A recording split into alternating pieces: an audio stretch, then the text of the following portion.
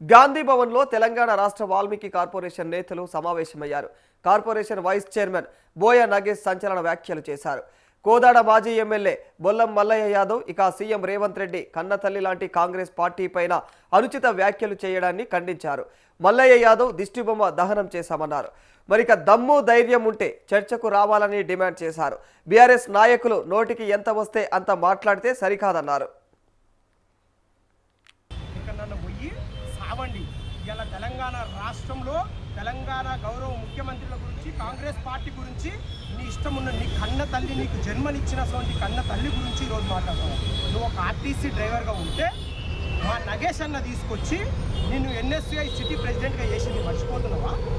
మదం ఎక్కి బల్పుతోని కండ కావరంతోని సీఎం గారు అనునిత్యం పనిచేస్తూ ఉంటే ప్రజల మధ్యలోనే ఉంటూ రాష్ట్రాన్ని నడుపుతూ ఉంటే సోయలేని మీరు కాళేశ్వరం మీద అదేవిధంగా నిధులు ఉన్నాయని చెప్పి ప్రగల్భాలు పలుకుతూ బీఆర్ఎస్ ప్రెస్ మీట్ మీ గులాబీ మీడియాను పెట్టుకొని అంగరంగ వైభవంగా మా రాష్ట్రంలో కాంగ్రెస్ పార్టీ ఈరోజు సుభిక్షంగా ప్రజల మధ్యలోనే ఉంటూ ప్రజలతో కలిసి ఉంటూ ఇక్కడ ఉద్యోగులను నిరుద్యోగులను కర్షకులను కార్మికులను కాపాడుకునే విధంగా ఈరోజు ప్రభుత్వం ఉంటే దానికి ఇలా బొల్లం మల్లయ్య యాదవ్ సీఎం గారిని అది రోడ్డు పైన ఉరి తీయాలని చెప్తావా?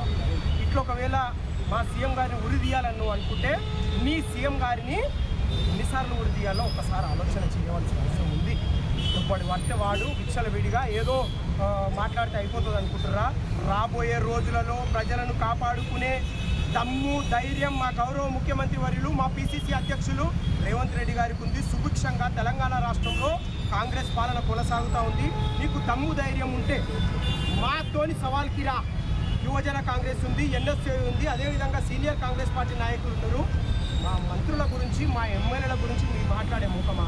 నువ్వు అంటున్నావు కదా కాళేశ్వరం మీద చర్చకు ఎవరిని రమ్మంటావు? నువ్వు కూడా ఓడిపోయి ఉన్నావు, మేము కూడా ఓడిపోయే ఉన్నాం. ఇక్కడ నువ్వేం పీకి నువ్వేం గెలవలేవు. నేను కూడా ఒక నియోజకవర్గం నుంచి ఓడిపోయి ఉన్నా. ఒకవేళ నువ్వు సవాల్ పెడితే మా ఎమ్మెల్యేని మా సీనియర్ కాంగ్రెస్ మా ఎన్ఎస్ఏ అందరినీ తీసుకొని మీ బీఆర్ఎస్ ఆఫీస్కి వస్తామని చెప్పి తెలియజేస్తా ఉన్నా. దమ్ము ధైర్యం ఉండి నికాసుగా మాట్లాడాలనుకుంటే మీ 28 మంది ఎమ్మెల్యేని అసెంబ్లీకి రమ్మను. మీకు దమ్మే లేదు. మీరు ఇలా నీ బీఆర్ఎస్ బూట్లో కూర్చొని ఏవో చిలక పలుకులు వస్తే కాదు.